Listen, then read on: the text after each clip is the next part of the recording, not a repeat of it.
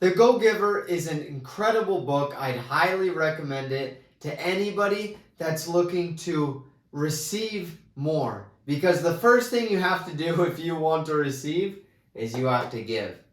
Now, my review of the book is it's excellent. It's an excellent story. If you're more into like, oh, here are the exact like more data points rather than story, like this probably isn't the book for you. But if you really like the story books, if you really like being taught things through a story, that's the whole book. And then it's about 3 hours of story and then an hour at the very end where they explain the different laws. And they go through these 5 laws, but the whole thing is through this guy's life. Now, this guy, his whole life is based on he's trying to take from other people and trying to give as little back as possible. Now, throughout the book, they explain how it's much better. You need to give first in order to receive. Okay? He who wants to receive must give first. It's something like that the Bible says. He who receives something like that. That you need to give if you want to receive. Okay? Because if you think about it logically, and they explain this at the end of the book, that let's say we have 10 people in the room, okay, and all of us, all 10 people, we all give something, okay? We all give 10 things. Each person has one thing. We each give one thing, right? Okay. Well, someone has to receive that gift if it's actually a gift, okay? So if you have 10 people over here that give, what do you have to have over here?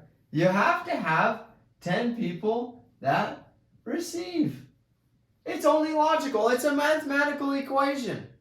You can't have 10 people give and only 2 people receive, right? I mean that wouldn't make sense. I was mixing up those E's and I's. That doesn't make sense. Nor, let's say, if 2 people give, or more like we would probably think of it like this. Let's say we want 10 gifts, but we only 2 people give them. That doesn't work either. It has to match. And so if you're just expecting everybody else to be doing the giving, you're not pulling your weight. How can you expect anybody to give to you if you're not also giving? Right? You're just mooching off the system, right? But if you're over here and they explain this in the book, the people who let's say me, Addison is right here, and I'm over here, I'm a selfish person, and I only give 2 things. In the whole, let's say in a month, I only give 2 things. Well, most likely, I'm only going to receive 2 things. You know what I'm saying? That's most likely what happens. And so if you don't receive much in your life, it's probably because you're not giving that much. But they say the exact same thing. Let's say Addison becomes a giving person and I decide to give 30 things. I'm probably going to end up receiving about 30 things. Okay? Now we have a complex world and there's lots of people and all these other factors that go involved. And let's say you have all these different people, okay? And it's much more complicated than this in life, but I give to this person and this person gives to this person, and it's just like a whole web of giving, you know what I'm saying? Giving and receiving, because wherever there's a gift, there's also a reception of that gift. Think of it like in football where you throw a pass, I'm giving it, somebody has to receive that ball. Okay? So it's not like I go and I give $10 and I'm gonna receive $10 back. Okay? That's not how it works. It works in indirect ways. And the way that works, if you think about it, is let's say I'm sure we all know of at least one person who's just always giving. Like they're always, I'm not even talking about financially, I'm talking about and this is what they explain in the book, which is why I like it so much. They explain it's their time or their resources or their contacts or their food. If they're like, hey, you need something to eat? Hey, why don't you come over here? Hey, you need a CPA for your business? Oh yeah, I actually work with a good CPA. Here you go. Oh, you need this for your kids? Hey, how about I babysit them? That person's always giving these things, and let's say they're doing that to tons of people. Well, naturally, we as people, when we are given something, we want to give back to that person. So if somebody watches my kids, I'm gonna be thinking like, hey, maybe I should watch their kids. It's just natural. It's a human instinct, and we all have it. So that person, this person that's giving, right? He's just giving in all these different areas. Well, sooner or later, it's not instant, but it does happen. Other people start to notice and they naturally want to give back. Now, if you're thinking, oh, so that's the trick. I just need to give in order to receive. Well, if you do something just to receive something back, well, you have ill intention. You don't have your heart's not in the right place, right? And the Bible talks about this too. If your heart's not in the right place, then it's going to be a bad gift. But if your heart is, I want to help other people, I want to help them succeed in their life, right? Well, then I'm naturally going to receive as well, just like this, okay? When I give 2, I'm going to receive 2. When I give 30, I'm going to receive 30. Now, there are 5 laws that they talk about in the book, and I say they because there are 2 authors. Let's just go through the 5 laws. Law of value, law of compensation, law of influence, law of authenticity, law of receptivity. Now, I'm not going to go through each of the laws because you got to read the book in order to find out what each of the laws mean. But I did want to go over the law of compensation, okay? Now, this was a really interesting law that kind of had an impact on my life recently. And a lot of people are like, hey, how come I don't make that much money? How come in my business I don't make that much money? Or how come in my job I don't make that much money?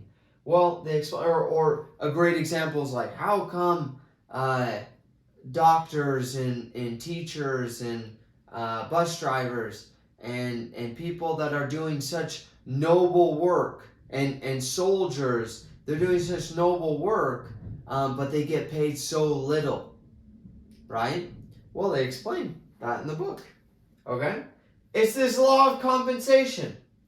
It's based on two factors, and we can look at it like 2 different charts. One of them is the value that I give, okay? So let's say that I'm giving I don't know, I'm selling toothbrushes, and they're really cheap toothbrushes, so the value is down here, okay? Let's say that the value is like right here. Bum, bum, bum, bum, bum. Well, I'm not providing that much value to somebody, okay? And let's say I sell 1 toothbrush, which is the other factor, which is number of people that I serve. Let's say the value is down here, but I serve 1 billion people. Like that. And the value that I give, we place this on dollars or money, right? Let's say that it's a simple math equation. Let's say that I sell it for $1, but I sell it to 1 billion people. Well, then I'm going to be compensated $1 billion. Does that make sense? Now, on the other hand, let's say that I sell something that's worth a lot of money. Let's say it's worth $1,000. Okay, 1,000 times more valuable than this little toothbrush. Okay, let's say it's a robot that cleans your house and makes dinner for you. Okay, it's probably worth a lot more than that. Let's just say $1,000. But I only sell it to a few amount of people. Let's say I only sell it to 3 people. Well, then I'm going to be compensated only $3,000. Even though I was giving a lot more value, I only gave it to 3 people. Now, in your business, in your job, in your life, we can look at this as in anything. Let's just look at it from a business standpoint because it's a really simple way to look at it. I need to be looking at my value that I'm giving, and then number 2, the number of people that I serve. And here's why I recommend becoming an entrepreneur, because as an employee, I can usually only serve a set number of people, right? As a doctor, I can only work on one person at a time. Or if I'm a cook, I can only cook for so many people at a time. I can only make one meal at a time, you know? So the number of people that I serve, if I'm an employee, I can only serve a few amount of people. That's not that it's bad. That's just what it is.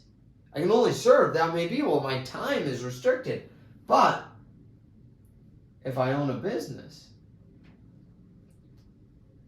I can serve an infinite amount of people because I can use technology and resources and other people's time to serve more people. And so I might sell $1 or $1,000 or $1 million, but I can increase the amount of people that I'm able to serve and that I'm able to give to. And then I can end up selling something that's worth $1 to 1 billion people, or something that's worth $1,000 to 1 million people, and still be at $1 billion. It's just a math equation, okay? So those are the 2 factors to consider just with this one law. It's pretty cool, isn't it? So those are my thoughts on the book. Highly recommend listening to it or reading it. I really like listening to it. The guys were very entertaining. Some books are really dull. But I highly recommend reading it and listening to it, and you're not going to regret it.